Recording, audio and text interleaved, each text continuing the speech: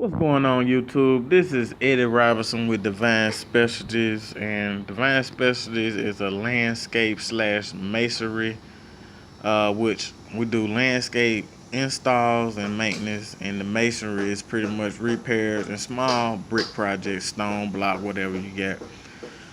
Uh, this is my second year full time, and last year was it took me by surprise. I stayed busy, and like I said, all I did was advertise on Craigslist, and then I had a couple word of mouth referrals or whatever. But what I want to speak about is Angie's List. Well, let me go back to Craigslist. The reason why I'm trying to stray away from Craigslist because I feel like it generates a lot of your low paying or your people that don't want to spend as much money type people versus to those that are wealthy or whatever, just don't care, they have it and they just want the job done.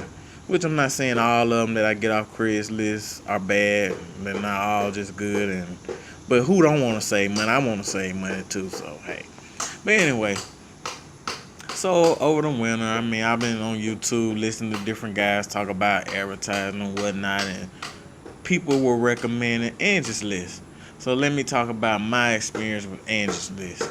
Angie's List basically they charge me $300 a month with no guarantees, just exposure, just to advertise on their site.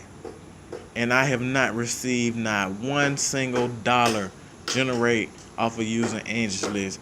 And I expressed that to the specialist or whatever over my account, and she's like, well, there's no guarantees and whatnot and blah blah blah, but if you get so many reviews, then you'll be at the top spot, and then you'll get all this exposure. And people, I'm like, whatever, lady, because when I look at it, I'm the number 2 spot, and there's another guy, he's number 1. So I'm thinking, like, by me being number 2, and if Angelus is that profitable, the guy that's number 1, his phone's ringing off the hook. He can't get to all his work. So by me being number 2, then that means what he can't get, they should be calling me.